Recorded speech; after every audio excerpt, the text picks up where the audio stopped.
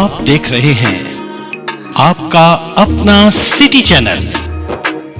अच्छा लगा सर को सुन करके, आभार सर आपका। आपसे पुनः कल कोशिश करूंगी, मैं दोबारा आऊंगी, आपसे ज़रूर कुछ चर्चा ज़रूर करना चाहूँगी। तो मैम ने आज मुझे इंटरनेट के युग में किताबों की प्रासंगिकता इस पर बोलने के लिए यहाँ पर बुलाया है। तो काफ़ी कुछ आप सभी ने कह दिया, बस चंद पंक्तियाँ अपनी कोई कविता रखने से पहले सफ़दर हाशमी जी की कुछ पंक्तियाँ ज़रूर आप सभी के मध्य रखना चाहूँगी, आपको सुनाना चाहूँगी, जो मुझे किताबों के लिए मुझे लगता है इससे सुंदर कोई और कविता नहीं हो सकती। कि क्या कहा है, किताबें करती हैं बातें, किताबें करती हैं बातें बीते ज़मानों की, दुनिया की, इंसानों की। किताबें करती हैं बातें बीते ज़मानों की, दुनिया की, इंसानों की, आज की, कल की, एक एक पल की, खुशियों की, गमों की, फूलों की, बमों की, जीत की, हार की, प्यार की, मार की। सुनोगे नहीं क्या किताबों की बातें? किताबें कुछ कहना चाहती हैं, किताबें तुम्हारे पास रहना चाहती हैं, किताबें कुछ कहना चाहती हैं, किताबें तुम्हारे पास रहना चाहती हैं। बस इस किताबों की दुनिया का इतना सा ही आग्रह है, जो कि सर की वाणी के माध्यम से भी आपने सुना। क्योंकि किताबों के एक तरह से, किताबों के क्या कहूँ सर को, मसीहा है एक तरह से यहाँ हमारे चंबा में, जो कि एक आंदोलन लेकर के चले हैं। अकेले चले थे, लेकिन अब देखिए सर आपके साथ में ये सारा कारवां जुड़ चला है। और हम सब, हाँ, मैं तो आपसे प्रॉमिस करती हूँ कि इस आंदोलन में आपके साथ ज़रूर चलूँगी सर। बाकी अब आपकी अपनी एक रचित कविता आप सभी के मध्य रखना चाहूँगी। जैसे कि सर ने बताया कि हमारे चंबा का कल्चर जो है वो बहुत रिच कल्चर है। बस इसकी पहचान पूरे भारतवर्ष को दिलानी है, जो कि हमारे बीच में युद्धवीर सर हैं। उन्होंने तो पूरे भारतवर्ष में हमारे चंबा का नाम रोशन किया है। आज पहली बार सर से परिचय हुआ। मेरा सौभाग्य कि मैम के माध्यम से मुझे आपसे भी मिलने का मौका मिला। तो हमारे यहाँ पे हाल ही में ढोलरू वाले आते हैं, हम सभी जानते हैं चैत्र का महीना होता है तो ढोलरू वाले आते हैं। तो चंबा के इसी लोक संस्कृति पर एक छोटी सी कविता मैंने लिखी थी, अभी हाल ही में कविता हुई है ये, पिछले कुछ दिनों में, तो वही आपके बीच में रखना चाहूँगी। कविता कुछ इस तरह से चलती है कि कविता का शीर्षक दिया है ढोलरू वाले। एक ही कुनबे के दो चार जन, एक ही कुनबे के दो चार जन निकल पड़े हैं एक लंबी यात्रा पर। एक ही कुनबे के दो चार जन निकल पड़े हैं एक लंबी यात्रा पर। मन में असीम श्रद्धा भाव पूर्वजों के प्रति, मन में असीम श्रद्धा भाव पूर्वजों के प्रति। हाथ में पुश्तैनी ढोलक, हाथ में पुश्तैनी ढोलक, परिवार का मुखिया आगे आगे चल रहा। साथ ही पुराना सा हरे रंग का शॉल लपेटे, हाथ में पीले रंग की बोरी थामे उसकी स्त्री। पुराना सा हरे रंग का शॉल लपेटे, हाथ में पीले रंग की बोरी थामे उसकी स्त्री। 15-16 वर्ष का एक किशोर पीठ पर बैग उठाए, हाथ में थैला लिए, अनुसरण कर रहा माता पिता के पद चिन्हों का। एक छोटी सी लड़की नीले रंग का सूट सलवार पहने, सर पर गोटे वाली चुनरी ओढ़े, माँ के शॉल का एक कोना पकड़कर साथ साथ चल रही। माँ के शॉल का एक कोना पकड़कर साथ साथ चल रही। चले आ रहे हैं ढोलरू वाले, चले आ रहे हैं ढोलरू वाले, गांव गांव शहर शहर में शोर है। चले आ रहे हैं ढोलरू वाले, गांव गांव शहर शहर में शोर है। ढोलरू वाले आए मेरे घर तुम्हारे घर, घर घर हर घर, याद दिलाने पुरानी परंपराएं, याद दिलाने पुरानी परंपराएं, हमारी लोक संस्कृति, हमारी संस्कृति। देंगे बधाई नववर्ष की, देंगे बधाई नववर्ष की, उनके गाएंगे चैत्र महीनों के नाम, गाएंगे चैत्र महीने का नाम, उनके श्रीमुख से सुनकर महीनों के नाम, हमारा पूरा वर्ष शुभ रहेगा। उनके श्रीमुख से महीनों का नाम सुनकर हमारा पूरा वर्ष शुभ रहेगा। पूरे 8 दिन तुम्हारे गीत गूंजते रहेंगे हमारे आसपास। गीतमय वातावरण में, संगीतमय वातावरण। खुल रहा है मौसम, खुल रहे तीज त्योहार, खुल रहा है मौसम, खुल रहे तीज त्योहार। प्रकृति भी पा रही श्रृंगार, प्रकृति भी पा रही श्रृंगार। ढोलरू वाले लोक गीतकार तुम नहीं मांगते आसन। देखिए कितनी सादगी है उनके व्यवहार में कि ढोलरू वाले लोक गीतकार तुम नहीं मांगते आसन। तुम ज़मीन से जुड़े हो, ज़मीन पर बैठ तुम तल्लीन हो संगीत साधना में। ज़मीन पर बैठकर तुम तल्लीन हो संगीत साधना में। लोग दे देते अपनी श्रद्धा सामर्थ्य अनुसार तुम्हें पुराने कपड़े, गेहूँ, चावल, मक्की और कुछ पैसे। तुम बिना कोई तर्क वितर्क किए सर माथे लगाते दिया दान। तुम बिना कोई तर्क वितर्क किए सर माथे लगाते दिया दान। कर रहे संग संग भावी पीढ़ी। अब देखिए हमारी लोक संस्कृति को सहेजने का मुझे लगता है एक हमारी ये जो गद्दी संस्कृति है, जो पशुपालक हैं, चरवाहे, एक उन्होंने बीड़ा उठाया है लोक संस्कृति को सहेजने का। एक दूसरे ये जो इस तरह के लोग हैं जो लोक संस्कृति में निरंतर अपनी पीढ़ियों को भी, आने वाली भावी पीढ़ियों को भी पारंगत कर रहे हैं। तो उसी के लिए लिखा है कि कर रहे संग संग भावी पीढ़ी अपने पुत्र पुत्री और अनुज को भी पारंगत। उस संगीत साधना में वर्षों से चली आ रही इस पुरानी परंपरा में तुम्हारे साधना पथ पर तुम्हारे संग चल रही तुम्हारी अर्धांगिनी। तुम्हारे साधना पथ पर तुम्हारे संग चल रही तुम्हारी अर्धांगिनी, तुम्हारी जीवन संगिनी। ओ लोक गायक मेरी लोक संस्कृति के प्रहरी। ओ लोक गायक मेरी लोक संस्कृति के प्रहरी। तुम्हारी सादगी, तुम्हारे समर्पण, तुम्हारी कर्म साधना को नमन। तुम्हारी सादगी, तुम्हारे समर्पण, तुम्हारी कर्म साधना को नमन। ओ कर्मयोगी तुम गाते रहना, ओ कर्मयोगी तुम गाते रहना। सोए समाज को जगाते रहना, सोए समाज को जगाते रहना। छूट रही परंपराओं को, इन छूट रही परंपराओं को सदा संभालते रहना, सदा संभालते रहना। तुम गाते रहना, तुम गाते रहना। जी ये थी कविता मेरी बहुत वालों को समर्पित।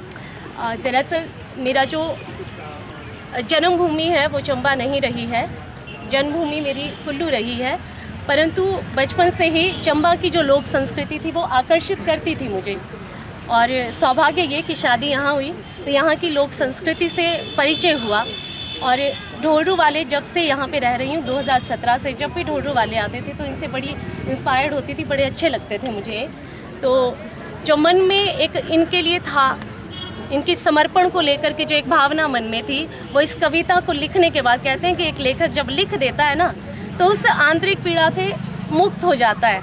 तो इस कविता को लिखने के बाद मैं भी थोड़ी अब मुक्त हो गई। एक तरह से मेरी श्रद्धांजलि, मेरा समर्पण इनके लिए है ये। इनको सच में इनको मन से नमन करती हूँ। और साथ ही सर आपको पुनः पुनः बार बार नमन सर, नमन आपको। अभी मैडम रेखा ने अपनी कविता रखी और देखिए जो वर्षों से हमारे घरों में आ रहे हैं जो लोग ढोलरू वाले, उनके दर्द को, उनके उस कार्यशैली को, कि वो किस नेक कार्य के लिए हमारे बीच में आते हैं, हर वर्ष आते हैं। लेकिन शायद इतनी बढ़िया श्रद्धांजलि या एक इतना बढ़िया उनके लिए ट्रिब्यूट और कोई भी नहीं हो सकता जो मैडम रेखा ने यहाँ पे रखा है। तो मैम हम आपके आभारी हैं कि आप एक तरह से संस्कृति की भी ध्वजवाहक हैं। बहुत अच्छी कविता के माध्यम से आपने उनकी पुनीत कार्य का वर्णन किया है। अब मैं चाहती हूँ कि हमारे बीच में हमारे युवा शिक्षक साथी युद्धवीर टंडन जी भी उपस्थित हैं। ये भी हमारा सौभाग्य है कि जिला चंबा में अभी से नहीं, जैसे अभी बात हो रही थी कि 10-10 जिलाधीश हमारे चंबा जिला में रहे हैं और आज भी उस स्तर के लोग हमारे बीच में हैं और उन्हीं में से एक नाम श्री युद्धवीर टंडन जी का है। अभी कुछ 3 वर्ष पहले जो हैं वो ये राष्ट्रीय पुरस्कार से सम्मानित हुए हैं। 3 वर्ष हुए मुझे लगता है कि कितने 3, हाँ। तो ये हमारा सौभाग्य है कि आज इस कार्यक्रम में शामिल हुए हैं। तो मैं आग्रह करूंगी युद्धवीर जी से कि कृपया आप भी आज के इस जो हिमोत्कर्ष साहित्य संस्कृति एवं जन कल्याण परिषद चंबा इकाई द्वारा आयोजन किया गया है माननीय श्री रतन चंद शर्मा जी के मार्गदर्शन में, उसमें आप अपने विचार रखें। कोई कविता, क्योंकि आप साहित्य के क्षेत्र में भी आप सदैव अग्रणी रहते हैं, तो आज इस गोष्ठी में अपने विचार अपनी कविता से हम सभी को रूबरू करवाएं।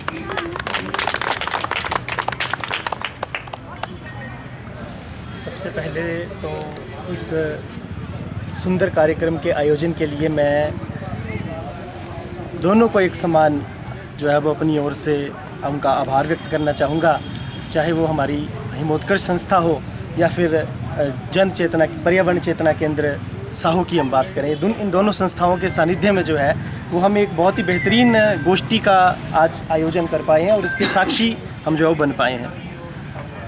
इसके साथ साथ और जितने भी महानुभाव, जितने भी छात्र छात्राएं, विद्यार्थी मित्र, जितने भी बंधु इस छोटी से गोष्ठी में उपस्थित हैं, मैं उन सबको प्रणाम करता हूं और सीधा अपनी बात पर आता हूं। जैसे मुझे इस गोष्ठी का पता चला तो मैं थोड़ी सी कश्मकश में था। कश्मकश मैंने इनके साथ भी साझा की थी, मेरी बात हुई। दरअसल मेरी परीक्षाएं चली हुई हैं, मैं जो है वो MA एजुकेशन की मेरे पेपर चले हुए हैं, तो मैं उस कमोवेश में था कि मैं पेपर की तैयारी करूं या गोष्ठी में जाऊं या क्या करूं। तो कल जैसे ही मुझे पता चला तो मैंने सोचा मैं इसको कन्फर्म नहीं करता हूं, क्योंकि हाँ करके ना जाना गलत बात होगी।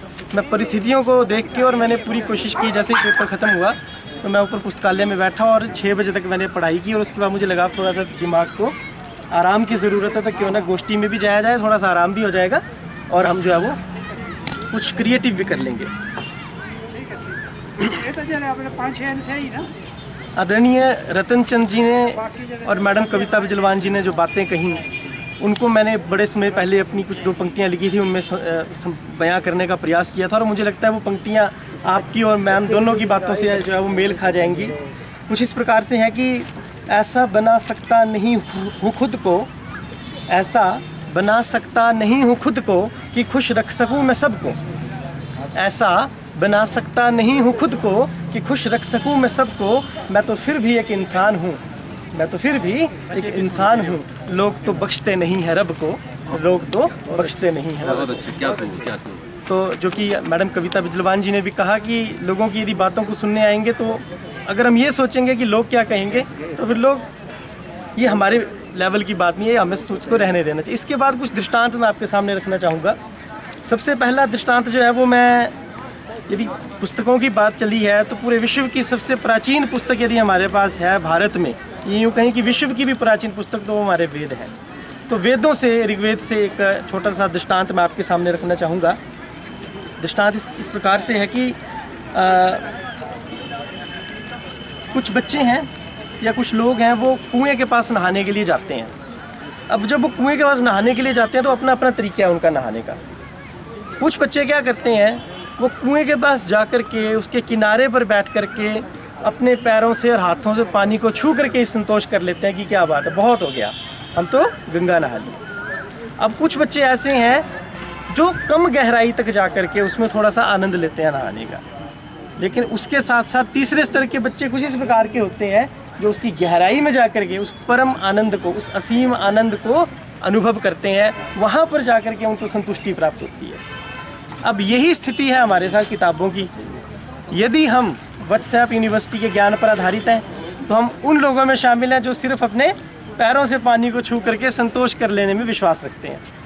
यदि हम ऑनलाइन वेबसाइट्स पर ई बुक्स को पढ़ने के आदी हैं तो हम थोड़ा सा कम गहरे पानी में जा कर के थोड़े बहुत गोते लगा कर बाहर आने में और उसमें ही संतोष रखने वालों में शामिल हैं। और यदि हम चाहते हैं कि हम उस परम आनंद के गहरे समुद्र में गोते लगाएं, उस कुएं में जाकर के उसकी शीतलता को, उसकी गहराई को हासिल कर पाएँ, तो हमें किताबों की ओर आना पड़ेगा। ये किताबें जो हैं, ये किताबें हमें उस ओर लेकर के जाएंगी। तो आप देख सकते हैं कि किस तरह के दृष्टांत जो है वो हमारे पुस्तकों में हमें देखने को मिलते हैं। इस तरह के दृष्टांत जो है, मुझे नहीं लगता कि किसी भी हम कह सकते हैं कि इंटरनेट के किसी भी जो पहलू है उसका, वो इसका मुकाबला कर सकते हैं। इसके साथ साथ एक छोटा सा दृष्टांत और रखना चाहूँगा।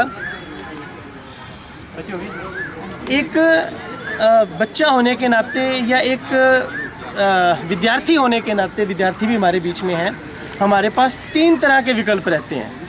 पहला विकल्प तो ये है कि हम अपना घर जो है, जब हम किसी मिस्त्री से, राजमिस्त्री से अपना घर बनवाते हैं, तो एक तो घर बनता है तिनकों का, जो बचपन में बनाते हैं ना छोटे बच्चे, वैसा घर बना करके खुश हो सकते हैं। दूसरा घर जो बन सकता है वो लकड़ी से बन सकता है, ठीक है जी, जो पुराने समय में बनते भी थे। और जो तीसरा घर है वो जैसे आज के समय में बन रहे हैं भूकंपरोधी घर, बढ़िया इमारतें। या हम अपने इस राजमहल की बात करें, पूरे चंबा के लोग जो है वो उन्होंने बेगार की और ये इसको तैयार किया है ना जी। और जिस तरीके से इसको बनाया गया, बहुत सी बातें इसके बारे में सुनने को मिलती हैं, क्योंकि उनकी प्रामाणिकता पर अभी हमें उतना विश्वास नहीं है, तो उसको मैं मैं बताना ही नहीं चाहूँगा। लेकिन सुनने में आता है कि बहुत एक सोचे समझे तरीके से और बड़ी मेहनत से ये बनाया गया है। तो यही है, जो तिनकों का घर है वो तो पल में बिखर जाएगा। जो लकड़ी का घर है कभी ना कभी आपका ख़राब हो जाएगा, चाहे आग लग जाएगी, चाहे उसमें दीमक लग जाएगा। लेकिन इस तरह का यदि कोई हम बुनियादी मजबूत घर बनाते हैं, भूकंपरोधी इमारत बनाते हैं, तो वो पूरी ज़िंदगी भर जो है वो हमारा साथ देगी, वो हमारा साथ कभी नहीं छोड़ेगी।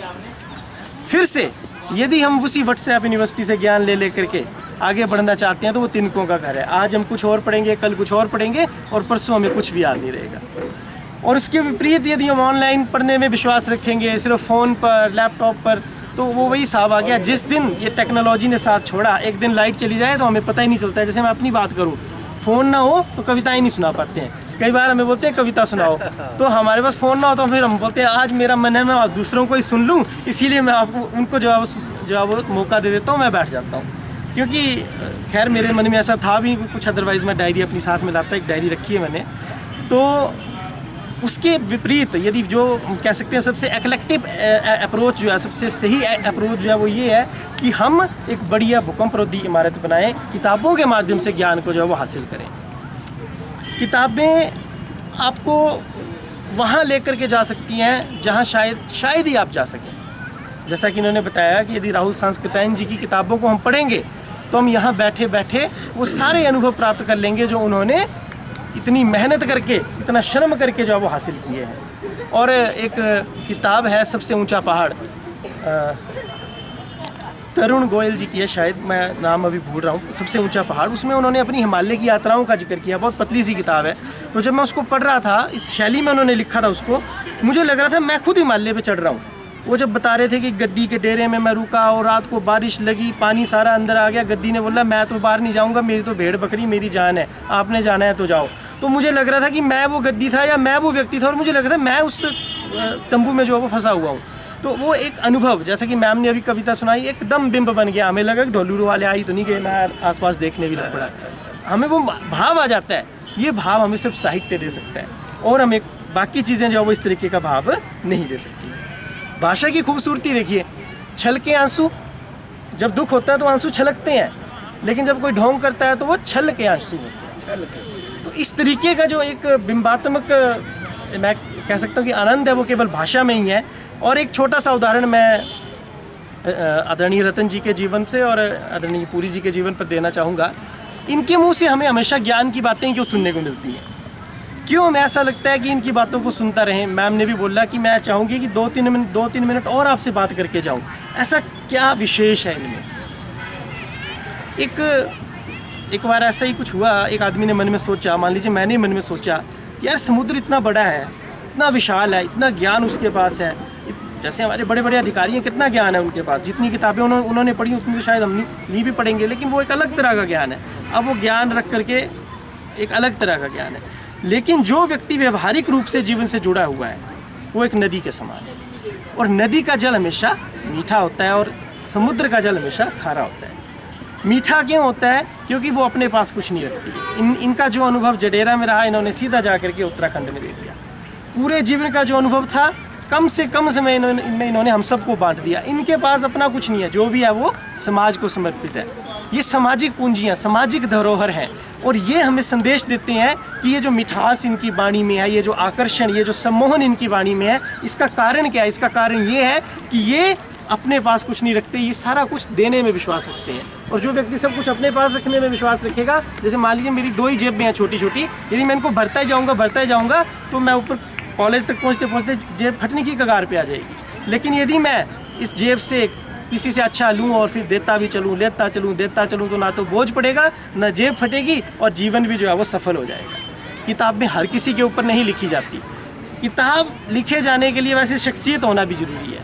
जैसा कि पुरी जी ने कहा कि ये किताब लिख रहे हैं इनके ऊपर, मैं कहता हूँ ज़िंदगी में इससे बड़ा मुझे नहीं लगता कोई आनंद हो सकता है। हम कितने भी पैसे कमा ले, जितने मर्जी हाई लेवल के पे स्केल पे चले जाएं, एंड में रिटायर ही होना है, वो रिटायर होकर फिर वही घर बैठना है, सब कुछ वही हो जाएगा और अंत में इस दुनिया से चले जाना है। लेकिन किताब किसके ऊपर लिखी जाएगी? कितने बड़े बड़े अधिकारी हुए होंगे, मुझे नहीं लगता कि सबके ऊपर किताब लिखी गई होगी, लेकिन इनके ऊपर यदि लिखी जा रही है, उसको हम पढ़ेंगे, हमारी पीढ़ियाँ पढ़ेंगी, प्रेरणा लेंगी, ये हमारे लिए प्रकाश का स्तंभ होंगे।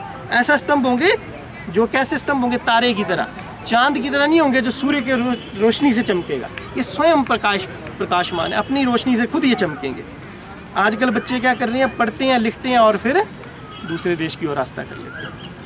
जैसा कि इन्होंने कहा कि देखिए, दूसरे देश में जाना भी है तो अपने देश की संस्कृति की छाप छोड़ने के लिए जाइए। जैसे इन्होंने कहा कि जो हेडमास्टर साहब चंबा में रहे, यदि वो चाइना के जाने का उन्होंने सोचा, तो वो क्यों सोचा?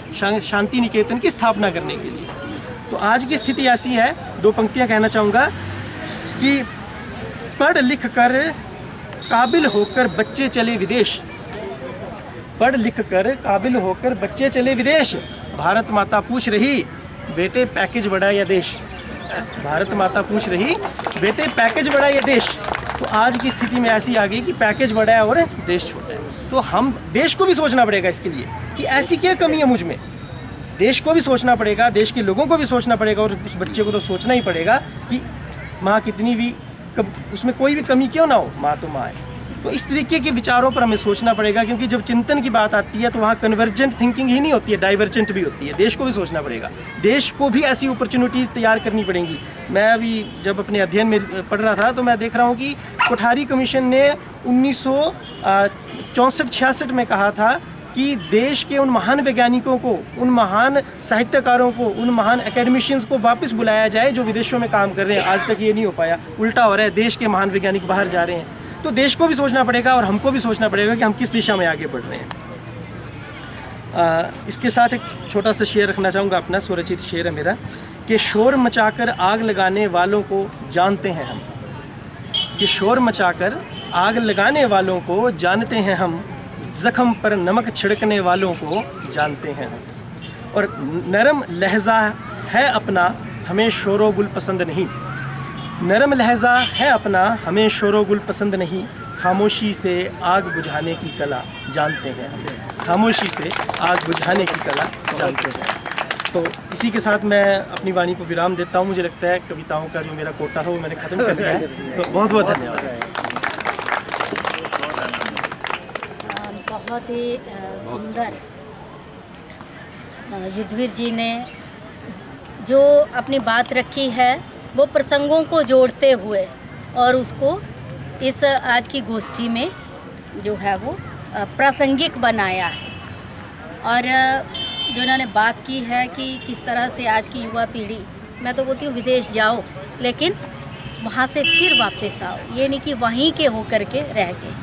हमें अपने देश में पुनः आना है कि जिस देश ने हमें इतना बड़ा बनाया, इस काबिल बनाया कि हम कहीं पर जाने लायक बने हैं, तो वहाँ की हमें सेवा करनी है, ये भाव हमें सदैव अपने मन में रखना है। दूसरा जो किताबों की बात है, मुझे लगता है ये संगोष्ठी, क्या इस तरह की बातें कहीं हमें इंटरनेट पे मिल सकती हैं? यहीं पे हमारी बात, यहीं पे प्रासंगिकता हमारी आज के इस थीम की बन जाती है और इस पुस्तक प्रदर्शनी की बन जाती है कि कितने लोगों ने अपने स्व अनुभव हमारे साथ यहाँ पे रखे, शेयर किए। किसी भी इंटरनेट के किसी भी उसमें हम जाएंगे ये चीज़ नहीं मिलेगी, और स्थानीय अपने अनुभव।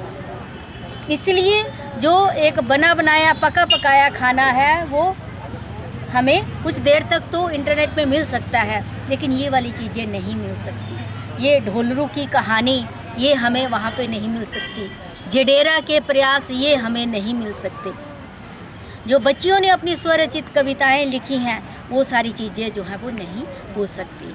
आज हमारा सौभाग्य है कि हमारे बीच में मैडम मीनाक्षी जी भी, जो चंडीगढ़ में रहती हैं लेकिन आज हमारे बीच में यहाँ पर है, ये भी आज इस विषय पर अपने कुछ विचार रखना चाहती हैं, क्योंकि मुझे लगता है कि अब ये शायद कहीं ना कहीं इनके वक्तव्य में या इनकी बात में हमें चंडीगढ़ से चंबा का सफ़र भी, उसकी भी झलक कहीं ना कहीं मिलेगी कि वहाँ का परिदृश्य क्या है वर्तमान संदर्भ में और हमारे ज़िला का या यहाँ का क्या है। तो आपका स्वागत है। धन्यवाद कविता जी। सबसे पहले तो उपस्थित सभी गणों को मेरा सादर अभिनंदन। और मैं सर्वप्रथम बता नहीं सकती कि मैं मतलब इतना अच्छा महसूस हो रहा है, आप सब इतने योग्य, गुणी और एक्सपीरियंस्ड लोगों के बीच में आपके विचार सुन के, बच्चियों का भी कविता का प्रसंग और सब चीज़ें। माफ़ कीजिएगा मैं हिंदी में इतना, मुझे माफ़ कीजिएगा थोड़ा बीच में इतना शुद्ध आप लोगों की तरह मैं बहुत परफेक्ट नहीं हूँ। पहले मैं थोड़ा सा अपना परिचय दे देती हूँ कि मैं भी एक I am also an educator, मैं भी स्कूल में पढ़ाती हूँ। तो हम लोग भी इस तरह की किताबों के बुक्स से रिलेटेड हम लोग डिबेट, जिसको आप कहते हैं वाद विवाद प्रतियोगिता भी करवाते हैं। तो वहाँ और यहाँ में कह लीजिए थोड़ा भाषा का फ़र्क है, बट जो कॉन्फिडेंस है, जो कॉन्फिडेंस इन बच्चियों में और इतने विद इन शॉर्ट टाइम आपने किया है, तो I would first like to congratulate. मैं इन बच्चियों को सबसे पहले कॉन्ग्रेचुलेट करना चाहूँगी, इन्होंने इतने शॉर्ट टाइम में, और मैडम कविता जी का भी, इन्होंने इतनी, और अध्यापिकाओं का भी जिन्होंने इतना एफर्ट और इतने कम टाइम में कर दिया। बच्चों से काम करवाना इस युग में, इंटरनेट के युग में बहुत ही कठिन है, जो आपने कर दिखाया। और दूसरा आते हैं इस पे टॉपिक पे, इंटरनेट के युग में किताबों की प्रासंगिकता। सबसे पहले तो अब ये सभी को, हम सभी इससे अनभिज्ञ नहीं हैं कि हम इंटरनेट के प्रभाव में आ चुके हैं। तो अब हम सब बहुत कुछ, सब ने बहुत बढ़िया विचार भी प्रकट किए, हमने ये डिस्कशन भी करा कि हम लोग ये पढ़ रहे हैं और हम शुरू कर रहे हैं। अब मैं सिर्फ बच्चियों से पूछना चाहूँगी कि एक मेरा सिंपल सा प्रश्न है कि बेटा आप बुक्स पढ़ती हो, क्लास बुक्स, जो नोटबुक्स के अलावा कोई किताब? Very nice. तो आप हफ्ते में कह लीजिए कितनी किताब पढ़ लेती? हम संडे को लाइब्रेरी जाते हैं ना, तो कोई हॉस्टल में लाइब्रेरी की बात तो पूरी बुक, मतलब आपका क्या जिसको कहते हैं फ्रीक्वेंसी है पढ़ने की? जैसे आप एक किताब मान लीजिए कितने दिन में ख़त्म कर लेती हैं? हफ्ते में, 10 दिन जैसे में? हम हफ्ते में मैक्सिमम टाइम हमारे पास टाइम नहीं होता है, हम सिर्फ संडे वाले दिन जाते हैं। तो अगर मान लो बुक हाफ ही हुई है तो मतलब थोड़ा थोड़ा करके बुक हो ही जाएगी, मतलब 1-2 घंटे बुक के लिए निकाल ही लेते हैं। आपने टारगेट रखा है, Yes, बहुत अच्छी बात है। आपने भी, आप भी पढ़ती हैं, चलो बहुत अच्छी बात है। पर उसमें आप एक चीज़ और कर सकते हैं। जैसे अब हमने ये तो देख लिया कि हम बुक्स पढ़ते हैं या मतलब पढ़नी चाहिए, या हम लोग भी बहुत एफर्ट करें, पर आप कितने मतलब आप कितने मोटिवेटेड है पढ़ने के लिए? तो आपको शौक है, तो वो बहुत अच्छी बात है। तो जैसे आप उसमें अपना एक नियम बना सकते हैं। जैसे हम सब बात करते हैं अब किताबें पढ़नी चाहिए, सब ने बोला, हमने भी बोला, हम भी पढ़े, इंटरनेट नहीं देखना चाहिए। तो आपको रुचि है अपनी किताबों के अलावा दूसरी किताबें पढ़ना? जैसे आप कह रही हैं लाइब्रेरी में जाती हैं, बंद रखा है, तो इंटरनेट उनकी लाइफ में नहीं है, वो बहुत बहुत बढ़िया है। तो आप अपना टारगेट बनाएं। अब देखिए इस इंटरनेट भी ज़रूरी है, हम ये नहीं बोल सकते कि इंटरनेट को छोड़े और किताब। इंटरनेट के साथ साथ हमें लेके चलना है। अब देखिए इसके फ़ायदे, कोरोना में इंटरनेट ने हमें देखिए, जिसने पढ़ना था उसने इंटरनेट में भी पढ़ा, जिसने नहीं पढ़ना उसने कहीं भी नहीं पढ़ना। तो इंटरनेट के साथ साथ आप किताबों को कैसे, ये अब क्वेश्चन है, आपको आती है ये प्रॉब्लम कि आपका ज़्यादा देर कंसंट्रेशन नहीं, आप एक किताब पे ज़्यादा कंसंट्रेट नहीं कर पाते, तो उसमें आप क्या कर सकते हो? अब सबसे पहले आप एक किताब, आप सोचो कि मैंने ये बुक एक टारगेट बनाओ कि मैंने एक जो किताब रखी है वो मैं 15 दिन, चलो 20 दिन में ख़त्म कर लूँगी या मैं कर लूँगी। तो कैसे? आप प्रतिदिन 10 मिनट निकालिए। अब कईयों को हैबिट भी नहीं है, जैसे आपने पढ़ती हैं, वहाँ से मुझे नहीं लगा कि अभी वो इतना पढ़ती होंगी, तो आप क्या कर सकते हैं उसमें कि आप डेली 10 मिनट निकालिए कि आपने पढ़ना है 10 मिनट्स कोई भी किताब सोने से पहले। अब ऐसा कहा जाता है एनी हैबिट, अगर आप कोई हैबिट 10 या 21 डेज़ तक फॉलो करते हैं तो वो आपके आचरण में आ जाता है, मतलब आपकी वो हैबिट बन जाती है, तो आप उसके अकॉर्डिंगली बुक पढ़ सकते हो। अब हमारे इतने एक्सपीरियंस्ड हैं, तो इन्होंने हमारे लिए ये आयोजन किया, माननीय रतन सिंह जी ने। अब इसको आगे तो हमारी जिम्मेवारी है ना, यहाँ से हमें प्लेज लेना है कि हम क्या करें। व्हाटएवर उन्होंने अपना एक्सपीरियंस आपको सुनाया, हम सौभाग्यशील हैं कि हमने, मतलब आज भी हमारे साथ ये मौजूद हैं, हमारे साथ हैं। अदरवाइज़ फास्ट लाइफ में अगर आप चंडीगढ़ या नीचे जाओ तो वहाँ पे अमूमन लोगों के पास समय ही नहीं है, पॉसिटी ऑफ टाइम। यहाँ पे हमने 2-2.5 घंटे इत्मीनान से सबके विचार सुने, अपने आप में ये एक्सपीरियंस है। तो ये मतलब इतना अच्छा लगा कि सबकी बात सुनना। अदरवाइज़ मोस्टली लोगों के पास फ़ोन होता है, वो फ़ोन में बिज़ी हैं, यहाँ हैं, तो समय निकाल पाना बहुत बढ़िया है ये, तो ये बहुत अच्छा एफर्ट है। सो ज़्यादा समय मैं आपका ना लेते हुए, क्योंकि इतना कुछ सबने बोल दिया, सब इतने ज्ञानी यहाँ पे सब बैठे हैं, तो आपके लिए ये है कि आप थोड़ा सा एफर्ट करो और उससे आपको होगा, क्योंकि बुक्स तो हमेशा ही जितना बोला जाए उतना कम है बुक्स के लिए, यू नो। अब देखिए, एक एग्जाम्पल आपको मैं बता दूँ कि अगर बुक्स इतनी इम्पोर्टेंट नहीं होती तो हम पूजनीय क्यों बनाते? अगर आप गुरु ग्रंथ साहब जी की किताब ही पूजी जाती है ना, तो क्यों इम्पोर्टेंट है? बिकॉज इम्पोर्टेंट है, बुक्स इम्पोर्टेंट ही हैं। अब जितना पढ़ोगे उतना आपका ये ज्ञान का भंडार। नेट तो इंटरनेट, वो भी श्री कृष्ण ने भी कहा है कि 3,000 साल 300 साल पहले 3,000 साल पहले कहा है कि हम आसक्त हो जाएंगे, अधीन हो जाएंगे। तो हमें उसके लिए बल चाहिए, हमें अपनी मोटिवेशन चाहिए।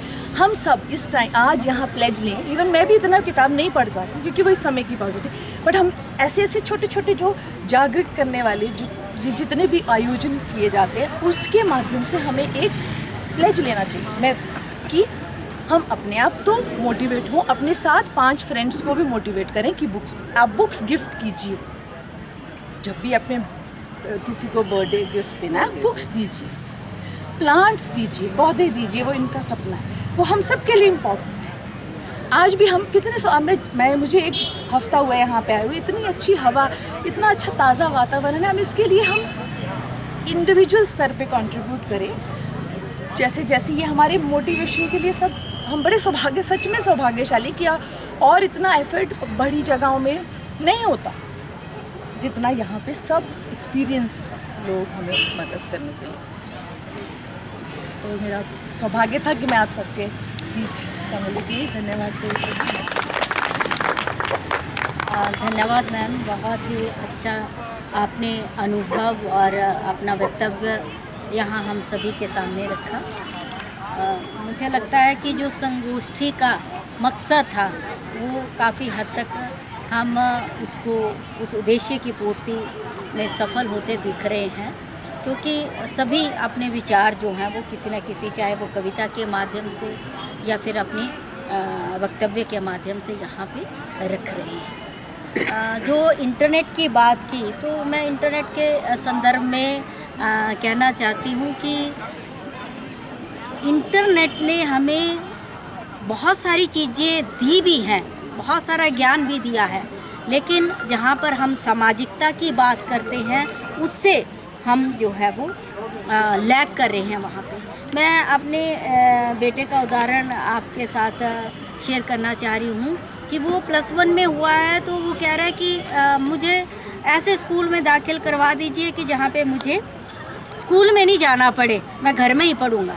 एडमिशन मेरी स्कूल में हो जाए लेकिन मुझे घर में पढ़ना है। यानी आप समझ सकते हैं कि हम इंटरनेट से कितना ज्ञान हासिल कर सकते हैं, नंबर तो ले सकते हैं, लेकिन सामाजिकता नहीं दे सकता। वो मानवीय भाव, वो संवेदना, वो किसी के दर्द को समझना, किसी के भावों को समझना, वो चीज़ वहाँ पे नहीं हो सकती है। तो इसीलिए इंटरनेट के प्लस और माइनस पॉइंट्स दोनों ही हैं। तो आज की इस गोष्ठी में अभी हमारे बीच में मैडम सुषमा पुरी जी और इनके साथ इनकी रुचि जी भी हमारे बीच में आई हैं। तो हम इनका भी इस संगोष्ठी में हार्दिक अभिनंदन स्वागत करते हैं। और मैं चाहती हूँ कि हमारे सम्मानीय सदस्य संस्था के जो अपने विचार रखना चाहें, कुछ इंटरेक्शन करना चाहें, तो एक ओपन डिबेट। और दूसरा हमारे सम्मानीय सदस्य माननीय हरीश जी ने, जो हमारे कस्तूरबा गांधी बालिका विद्यालय छात्रावास महिला की छात्राओं ने यहाँ पे अपनी प्रस्तुतियाँ दी हैं, इन बच्चियों के लिए ये 500 रुपये का एक जिसको बोलते हैं टोकन ऑफ लव इन बच्चों को देना चाहते हैं। तो मैं क्योंकि डिस्ट्रिक्ट कोऑर्डिनेटर भी हूँ अपने छात्रावास की, तो इस छात्रावास कोऑर्डिनेटर के माध्यम से और मैडम रोहिणी शर्मा जी जो हमारी वार्डन है, इनकी तरफ से भी और इन छात्राओं की तरफ से हम आपका हार्दिक आभार व्यक्त करते हैं। क्योंकि राशि मायने नहीं रखती कि वो कितनी बड़ी है या छोटी, लेकिन हमारे अंदर वो संवेदना है, हमारे अंदर वो भाव है कि हम किस तरह से किसी को प्रेरित कर सकें, चाहे वो किसी कैश के रूप में हो या फिर कोई हम चीज़ दे करके बच्चों को कर सकते हैं, वो अपने आप में बहुत बड़ी बात होती है। तो पुनः आपका आभार व्यक्त करती हूँ। हाँ जी, माननीय संस्था के हमारे सदस्य श्री हरीश शर्मा जी हमारे बीच में अपनी कुछ बात रखना चाहते हैं, तो आप सादर आमंत्रित हैं।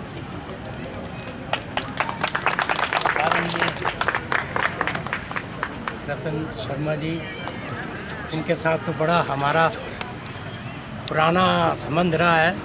मैं स्वास्थ्य विभाग से रिटायर हूँ, तो मेरे को आज एक बात याद आ रही है। मैं स्वास्थ्य संबंधी बात करूँगा इनके योगदान की। कि सन 80 की बात है, जब ये प्रधान हुआ करते थे, तो उस वक्त इनका हमारा परिवार नियोजन का कार्यक्रम चलता था। उस टाइम परिवार नियोजन का कार्यक्रम करना इतना आसान नहीं था, लेकिन इनका योगदान जो था उस वक्त चिरस्मरणीय हमें याद रहता है कि इन्होंने किस प्रकार से उसमें सहयोग किया। और उस वक्त जितना योगदान ये उसमें करते थे, मेरे को आज भी याद आ रही है कि समुदाय को किस तरह इकट्ठा करना और उसमें कैसे इन्होंने योगदान दिया है। बाकी आज जो जिसके विषय में बात हो रही है, मैं एक दो बातें करूंगा, ज़्यादा समय नहीं लूँगा। सबसे पहली बात है किताबों के बारे में।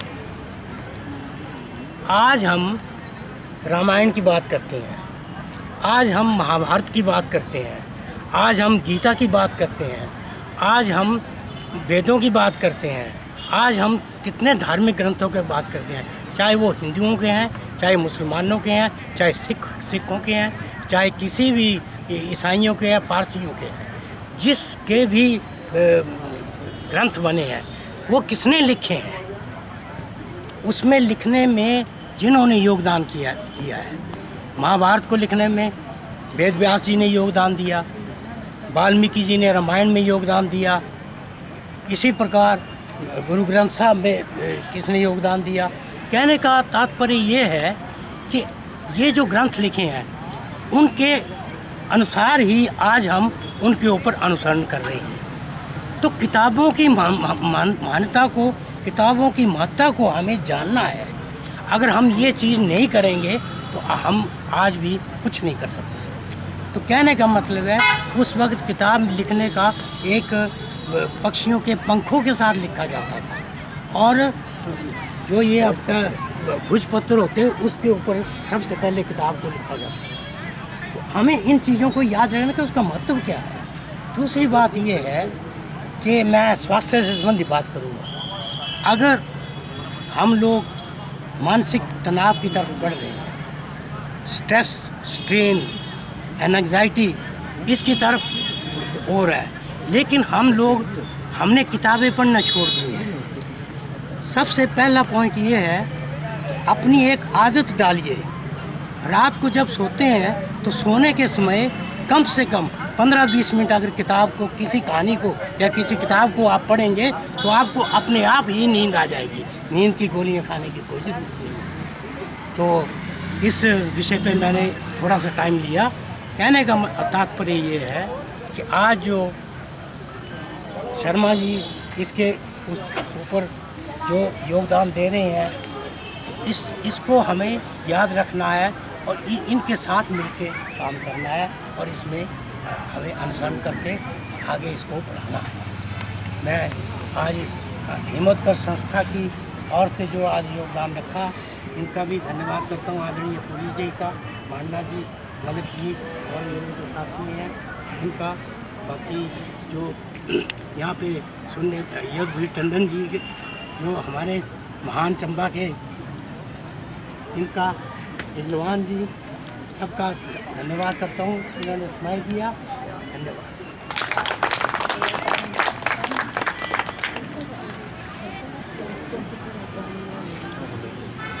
Very nice.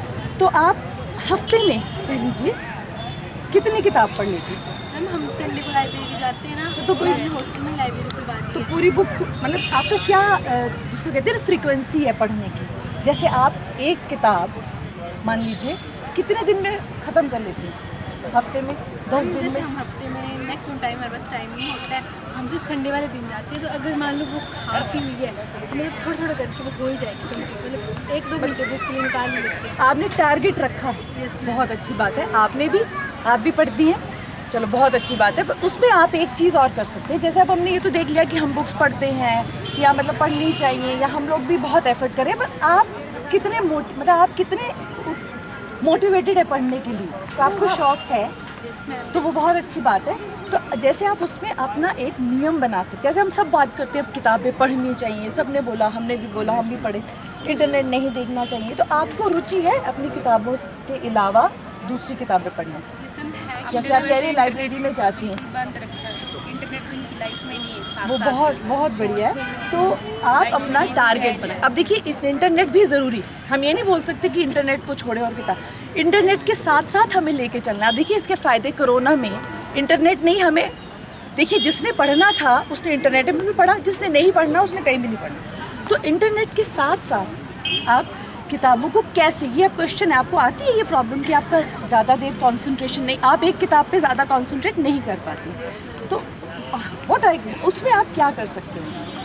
अब सबसे पहले आप एक किताब, आप सोचो कि मैंने ये बुक एक टारगेट बनाओ कि मैंने एक जो किताब रखी है वो मैं 15 दिन, चलो 20 दिन में ख़त्म कर लूँगी या मैं कर लूँगी। तो कैसे? आप प्रतिदिन 10 मिनट निकालिए।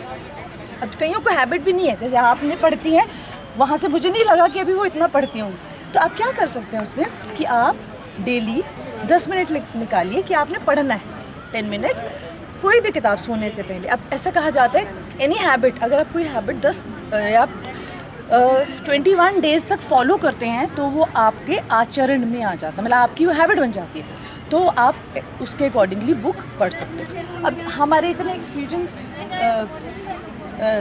हैं, तो इन्होंने हमारे लिए ये आयोजन किया, माननीय रतन सिंह जी ने। अब इसको आगे तो हमारी जिम्मेवारी है ना, यहाँ से हमें प्लेज लेना है कि हम क्या करें। व्हाटएवर उन्होंने अपना एक्सपीरियंस आपको सुनाया, हम सौभाग्यशील हैं कि हमने मतलब आज भी हमारे साथ ये मौजूद हैं, हमारे साथ हैं। अदरवाइज़ फास्ट लाइफ में अगर आप चंडीगढ़ या नीचे जाओ तो वहाँ पे अमूमन लोगों के पास समय ही नहीं है, पॉसिटी ऑफ टाइम।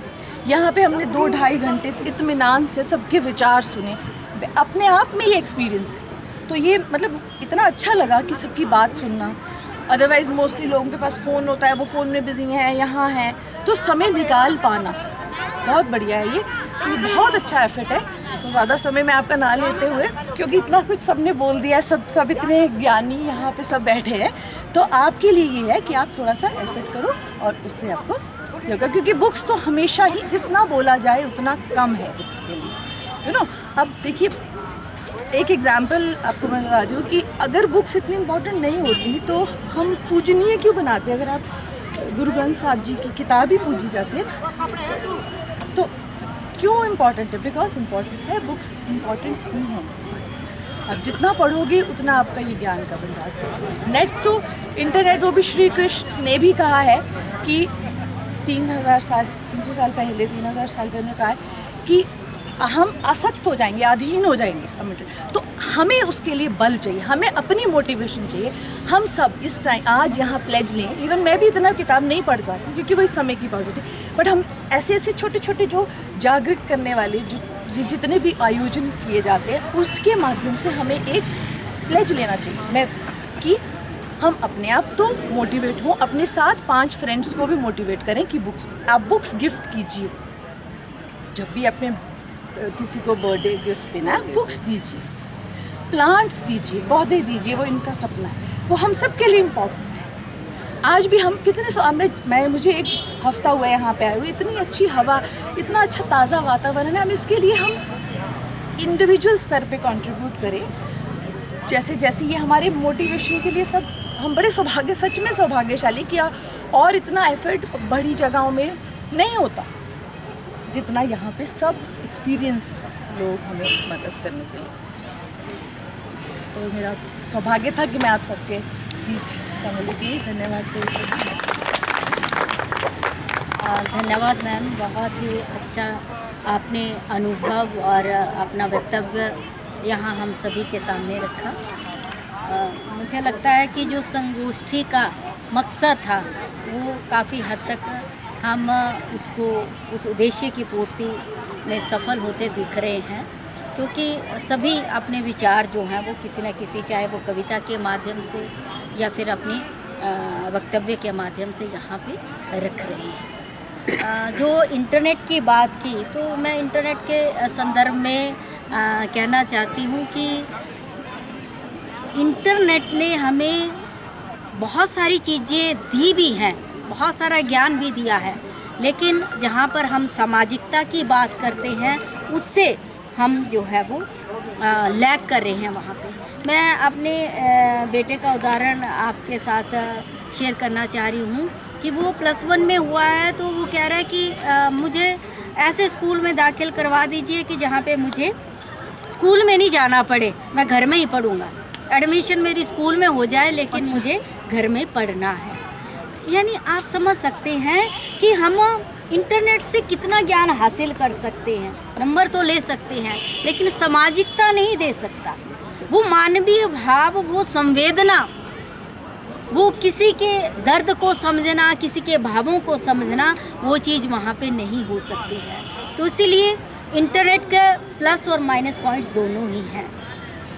तो आज की इस गोष्ठी में अभी हमारे बीच में मैडम सुषमा पुरी जी और इनके साथ इनकी रुचि जी भी हमारे बीच में आई हैं, तो हम इनका भी इस संगोष्ठी में हार्दिक अभिनंदन स्वागत करते हैं।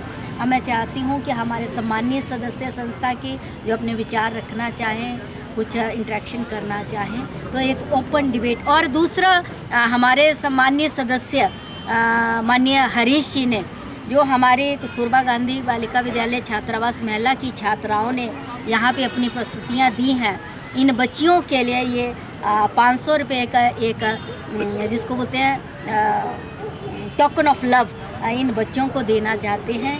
तो मैं क्योंकि डिस्ट्रिक्ट कोऑर्डिनेटर भी हूँ अपने छात्रावास की, तो इस छात्रावास कोऑर्डिनेटर के माध्यम से और मैडम रोहिणी शर्मा जी जो हमारी वार्डन है, इनकी तरफ से भी और इन छात्राओं की तरफ से हम आपका हार्दिक आभार व्यक्त करते हैं, क्योंकि राशि मायने नहीं रखती कि वो कितनी बड़ी है या छोटी, लेकिन हमारे अंदर वो संवेदना है, हमारे अंदर वो भाव है कि हम किस तरह से किसी को प्रेरित कर सकें, चाहे वो किसी कैश के रूप में हो या फिर कोई हम चीज़ दे करके बच्चों को कर सकते हैं, वो अपने आप में बहुत बड़ी बात होती है। तो पुनः आपका आभार व्यक्त करती हूँ।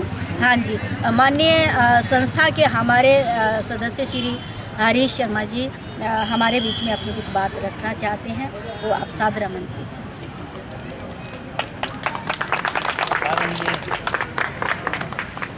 रतन शर्मा जी, इनके साथ तो बड़ा हमारा पुराना संबंध रहा है। मैं स्वास्थ्य विभाग से रिटायर हूँ, तो मेरे को आज एक बात याद आ रही है। मैं स्वास्थ्य संबंधी बात करूँगा इनके योगदान की। कि सन 80 की बात है, जब ये प्रधान हुआ करते थे, तो उस वक्त इनका हमारा परिवार नियोजन का कार्यक्रम चलता था। उस टाइम परिवार नियोजन का कार्यक्रम करना इतना आसान नहीं था, लेकिन इनका योगदान जो था उस वक्त चिरस्मरणीय हमें याद रहता है कि इन्होंने किस प्रकार से उसमें सहयोग किया। और उस वक्त जितना योगदान ये उसमें करते थे, मेरे को आज भी याद आ रही है कि समुदाय को किस तरह इकट्ठा करना और उसमें कैसे इन्होंने योगदान दिया है। बाकी आज जो जिसके विषय में बात हो रही है, मैं एक दो बातें करूंगा, ज़्यादा समय नहीं लूँगा। सबसे पहली बात है किताबों के बारे में।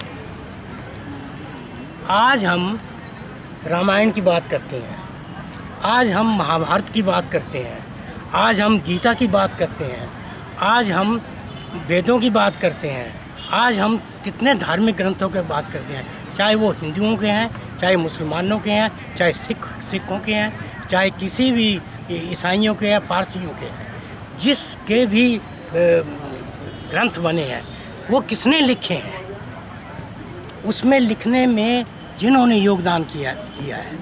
महाभारत को लिखने में वेद व्यास जी ने योगदान दिया, वाल्मीकि जी ने रामायण में योगदान दिया, इसी प्रकार गुरु ग्रंथ साहब में किसने योगदान दिया। कहने का तात्पर्य ये है कि ये जो ग्रंथ लिखे हैं उनके अनुसार ही आज हम उनके ऊपर अनुसरण कर रहे हैं। तो किताबों की मान्यता को, किताबों की महत्ता को हमें जानना है। अगर हम ये चीज़ नहीं करेंगे तो हम आज भी कुछ नहीं कर सकते। तो कहने का मतलब है उस वक्त किताब लिखने का एक पक्षियों के पंखों के साथ लिखा जाता था, और जो ये आपका भोजपत्र होते हैं उसके ऊपर सबसे पहले किताब को लिखा जाता है। तो हमें इन चीज़ों को याद रखने का उसका महत्व क्या है। दूसरी बात ये है कि मैं स्वास्थ्य से संबंधी बात करूँगा। अगर हम लोग मानसिक तनाव की तरफ बढ़ रहे हैं, स्ट्रेस, स्ट्रेन, एंजाइटी इसकी तरफ हो रहा है, लेकिन हमने किताबें पढ़ना छोड़ दी है। सबसे पहला पॉइंट ये है कि अपनी एक आदत डालिए। रात को जब सोते हैं तो सोने के समय कम से कम 15-20 मिनट अगर किताब को, किसी कहानी को या किसी किताब को आप पढ़ेंगे तो आपको अपने आप ही नींद आ जाएगी। नींद की गोलियां खाने की कोई ज़रूरत नहीं। तो इस विषय पे मैंने थोड़ा सा टाइम लिया। कहने का तात्पर्य ये है कि आज जो शर्मा जी इसके ऊपर जो योगदान दे रहे हैं, इसको हमें याद रखना है और इनके साथ मिलकर काम करना है और इसमें हमें अनुसरण करके आगे इसको बढ़ाना है। मैं आज इस हिम्मतकर संस्था की ओर से जो आज योगदान रखा, इनका भी धन्यवाद करता हूँ। आदरणीय पुलिस जी का, मांडा जी, ललित जी और मेरे जो साथी हैं इनका। बाकी जो यहाँ पे सुनने यज्ञ टंडन जी के जो हमारे महान चंबा के, इनका दिलवान जी, सबका धन्यवाद करता हूँ। इन्होंने स्माइल किया। धन्यवाद।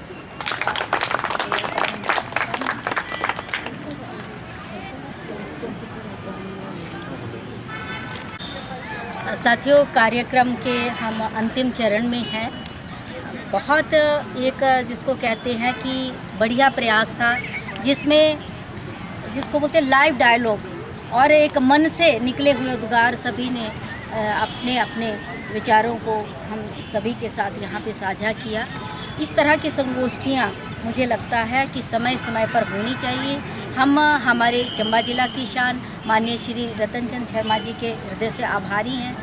हम अपनी संस्था के अध्यक्ष माननीय श्री वाईके पुरी जी के भी हृदय से आभारी हैं कि छोटे से आग्रह पे अपने रतन चंद शर्मा जी ने आग्रह किया और उस छोटे से आग्रह पे इतनी जल्दी कल ही ये बात हुई और उन सभी साथियों के आभारी हैं जिन्होंने इस संगोष्ठी को सफल बनाने में हमारा सहयोग किया है। मैडम रेखा जी का, मैडम रोहिणी शर्मा जी का, इन हमारे प्यारे प्यारे बच्चों का, संस्था के सभी सदस्यों का और अपने डाइट के प्रशिक्षुओं का भी कि वो इस कार्यक्रम में आए और इसके महत्व को समझते हुए इतने समय तक हमारे साथ बैठे। और माननीय रतन चंद शर्मा जी को हम ये आश्वासन देना चाहते हैं कि आपके मार्गदर्शन में, माननीय श्री वाई.के. पुरी जी के मार्गदर्शन में हम इस मुहिम को और आगे लेकर के जाएंगे। हम आभारी हैं श्री युद्धवीर जी के भी कि जो अध्ययन में रत थे लेकिन फिर भी उन्होंने समय निकाला, क्योंकि इनकी परीक्षाएं चल रही हैं, उसके बीच में भी समय निकाला और हमारे इस कार्यक्रम में आए।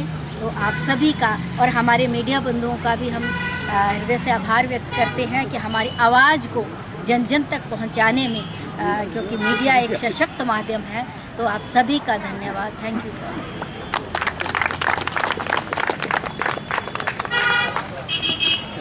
प्रेसिडेंट हिम्मतकश जन कल्याण परिषद चंबा शाखा का आज श्री रतन चंद जी की संस्था के सहयोग से हमने श्री रतन चंद जी की संस्था के सहयोग से हमने एक यहाँ पर संगोष्ठी का आरंभ किया, प्रयोजन किया। और इसमें जो आज इसका जो ऑब्जेक्ट था, जो इसका सब्जेक्ट था, वो ये था कि आजकल इंटरनेट के संदर्भ में जो पुस्तक रीडिंग का और पुस्तकों का क्या महत्व है, क्योंकि आजकल जो पुस्तकों से लोग थोड़ा दूर होते जा रहे हैं, इसके कई कारण हैं। तो इस पे चिंतन मंथन करने के लिए हमने एक छोटा सा कार्यक्रम किया था, जिसमें हमारे बीच में हमारे माननीय सदस्यों ने, श्री रतन चंद जी ने और कुछ स्कूल के अध्यापकों ने और स्कूल के बच्चों ने काफ़ी सहयोग दिया और इसके ऊपर विचार विमर्श किया और अपने अपने सुझाव और विचार दिए, ताकि हम किस प्रकार से युवा पीढ़ी को पुस्तक पाठन की ओर आकर्षित कर सकें और पुस्तकों का महत्व क्या है, इसके पढ़ने का महत्व क्या है। तो इसलिए इन्होंने इस प्रकार से आज ये बड़े हमें ये हर्ष का विषय है कि हमें एनकरेजिंग जो है वो लोगों के विचार मिले हैं। और श्री रतन चंद जी ने 8 दिन से ये एक पुस्तक का जो एग्जीबिशन है ये लगाई है, और ये पहले भी हर वर्ष लगाते थे, पिछले 2-3 साल में कुछ कोरोना के कारण नहीं लगा सके। तो इनका ये विचार है कि मैं इस जो प्रदर्शनी को और इस तरह के आयोजन को सालाना हर साल ही हों, तो उस वजह से ये इनका ये विचार है। तो हम भी इसमें हमें इनको अश्योर किया है कि ये आपका जो है आयोजन और ये गोष्ठियाँ वगैरह इसी प्रकार से आपके एग्जीबिशन के साथ साथ हर वर्ष चलती रहेंगी। और हम ये कोशिश करेंगे कि लोगों को हम अवेयर भी करें इस बारे में और पर्यावरण के बारे में भी, क्योंकि पर्यावरण में भी इन्होंने बहुत अच्छा कार्य किया है। पर्यावरण संबंधी लोगों को जागरूक करने के लिए पुस्तकों के माध्यम से भी हम जागरूक कर सकते हैं। तो ये सारे जो विचार थे, विचार में विमर्श हुआ और बच्चों ने और सभी अध्यापकों ने, शिक्षकों ने इसमें और हमारे स्थानीय हमारे माननीय सदस्यों ने बड़ा इसमें अपना इंटरेस्ट दिखाया है और एक संकल्प सा लिया है कि इस मुहिम को हम आगे बढ़ाने में श्री रतन चंद जी का सहयोग हमेशा करते रहे। कौन से स्कूल? सर उदयपुर में जी सर। तो बड़ा अच्छा लगा सर आज आपसे सच में मिलकर। आपका लिटरेचर में बड़ा अच्छा है, इसको बढ़ाइए आप अपने। आप अपनी संस्था का भी मेंबर बनाना चाहेंगे अगर आप बनना चाहें? जी सर, जी बिल्कुल। हाँ जी बिल्कुल सर। मैम तो अक्सर बुलाते हैं, पर वही चीज़ होती है ना सर, थोड़ा सा फैमिली की भी रिस्पॉन्सिबिलिटीज़ होती है ना, तो थोड़ा घर से निकल पाना मुश्किल हो जाता है। आप तो स्कूल से सीधे मैं इधर ही आ गई, पहले इधर बुक्स देखी, थोड़ी बुक्स ली और उसके बाद साथ में आज सम्मेलन में भी शामिल हो गई। तो भविष्य में भी कोशिश करूँगी कि आगे भी जुड़ी रहूँगी। जी सर, जी बड़ा अच्छा लगा सर आपसे परिचय हुआ। ठीक है सर जी।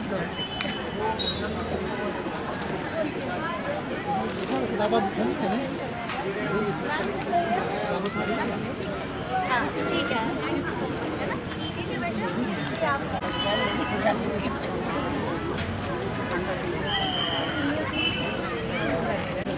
थोड़ा ऐसा हो गया 2 वर्जन थे। मैंने बोला वो नया वाला क्यों नहीं किया आप? बोलो वो नया वाला क्यों नहीं किया?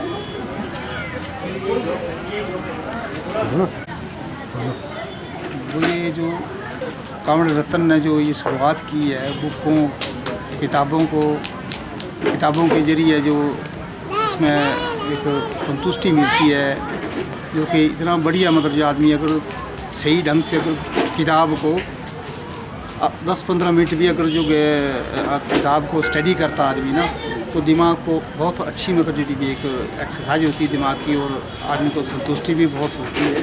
तो इस प्रिंटिंग इलेक्ट्रॉनिक मीडिया के ज़माने में जो थे ये पुरानी मतलब जो भी सारी मतलब जो भी है, और इसी से ही मतलब जो सारा ये मतलब उसमें क्या है सारा जो डाटा जमा किया गया उसमें, तो ये बहुत अच्छी हुआ है। ये जितने भी लोगों ने ये किताबें लिखी हुई है भिन्न भिन्न उसके, वो हमारे बीच में शायद उनका शरीर नहीं है, उनका वो नहीं है, लेकिन उनका जो जीवन का योगदान थे, उनके जो अनुभव थे, वो उन्होंने उसमें किताबों के माध्यम से हमारे बीच में जो है रखे हुए ये, और यही हमारी जो एक विरासत है। और इसी से जो एक आने वाले समाज के लिए, आने वाले बच्चों के लिए हर उसमें जो थे अलग अलग तरह के मतलब जो अनुभव जो है मतलब बहुत ही एक शॉर्ट में मतलब जो भी हमारा जो देश हमारी जो दुनिया है मतलब हम दुनिया के साथ जुड़ रहे हैं ये इंटरनेट के माध्यम से, ये सारा किताबों से ही मतलब जो निकला हुआ। और इन्होंने जो रतन जी ने जो प्रयास मतलब इनका जो प्रयास रहा है वो बहुत बड़ा सराहनीय प्रयास रहा है। और शायद ही चंबा के लिए जो है किसी भी पॉलिटिकल या राजनीतिज्ञ ने इतना जितना योगदान इनके जीवन का रहा है, मतलब जो भी एक कहीं किसी चीज़ को मतलब जो भी बारीकी से बारीकी उसको करना, और किसानों के लिए, मज़दूरों के लिए, बेरोज़गारों के लिए, और मतलब सभी को एक साथ लेके चलने की जो इनकी जो एक हो रही है एक तो बहुत अच्छी है। आज भी मतलब जो भी हम देखते हैं कि इतनी एज में उम्र तरह तरह से बीमारियों से मतलब ग्रस्त होते हुए भी और सारी होते उसके बावजूद भी मतलब जो समाज के प्रति मतलब समर्पित होकर जो मतलब जो मैं तो मतलब जो इससे करता हूँ कि हमें इनसे इनके जीवन से प्रेरणा लेना चाहिए, और इस तरह से मतलब सभी को साथ में लेकर चलना चाहिए, और लोगों को इनके कार्य को मतलब जो भी उसमें करना चाहिए। तो इससे मैं समझता हूँ बहुत बड़ा हमारे जीवन का योगदान, और यही इंसानियत, यही मानवता की एक मतलब है। तो कि हम इसको छोड़ के जो ये इनका शरीर आज उस तरह से लग रहा है कि भाई ये चल नहीं पा रहे हैं, कुछ हो रही, लेकिन जब भी इनको ये माइंड में ये चीज़ें आती है तो इनमें दोबारा से भी जो है पावर गेन होती है और उससे फिर चल पड़ते हैं। तो ये बहुत अच्छी चीज़ें हैं। कई लोग तो मतलब जो भी इस उम्र के या छोटे उसमें मतलब जो बीमारी अगर किसी को लग जाए तो वो तो नहीं छोड़ती है, लेकिन फिर भी जो है मतलब जो सारा जो मतलब माइंड से वो आदमी को वो बहुत अच्छी मतलब संतुष्टि मिलती है, बहुत अच्छा मतलब पावर मिलती है। और एक कहते हैं कि मन के जीते जीत है, मन के हारे हार है। अगर मन इंसान अगर सही दिशा में अपने लक्ष्य को अगर वो करता है तो इससे भी अच्छा जो है मतलब जो उसमें हुआ है। और इनके माइंड में जो ये चीज़ आई है, इन्होंने बहुत सारी मतलब जो प्रैक्टिकल भी अपने जीवन में किया है, और उसके साथ साथ होते इन्होंने बुक से भी जो है स्टडी की है। और ये बहुत बड़ा मतलब जो भी योगदान है। जिन लोगों ने जो किताबों को लिखा है उनका भी बहुत बड़ा मतलब और है, और उसको एक संजो के रखना और उसको एक उसमें लेके जाना। और आज देखो ये यहाँ पर मतलब पंडाल लगा हुआ, और मतलब यहाँ पर किताबें पढ़ने के लिए स्पेशल मतलब लोगों को मतलब जो भी एक वो कर रहे हैं, और किताबें पढ़ रहे हैं लोग, और ले जा रहे हैं, घर में ले जा रहे हैं वहाँ करके। और मेरी उन सभी लोगों से एक गुजारिश है कि वो जो किताबें मतलब घर में जो थे एक लाइब्रेरी में या इस तरह से उसमें ना रहे, एक शोकेस बन के ना रहे शोकेस में, उसको हम कंटिन्यू उसमें पढ़ें। तो पढ़ने से जो है बहुत बड़ी मतलब जुड़ी मिलती है। और जैसे कि मोबाइल आज बच्चे जन्म से ही मतलब मैक्सिमम जो थे वो मोबाइल के साथ उसको ज़्यादा से ज़्यादा मतलब वो है लगाव है। हम खुद भी मतलब जो भी बहुत वो कर रहे हैं, लेकिन हमारा प्रयास रहना चाहिए, कोशिश रहना चाहिए कि इसी से हमारे को बहुत अच्छी एक मतलब जो मिली। और किताबों से स्टडी करने से, किताबों से वो करने से हमें बहुत सारी बीमारियों से हमें जो है छुटकारा मिलता है, और बहुत सारे नशे से भी मतलब जो छुटकारा मिलता है अगर हम सही ढंग से मतलब जो भी बुक को स्टडी करें। तो इसके लिए मैं आप लोगों का धन्यवाद करता हूँ। और जो हमारा चैनल है मतलब जो इसने तो मतलब दूर दूर तक इसको ले जाने को मतलब लिया, और बहुत अच्छा मतलब जो सराहनीय तो इसका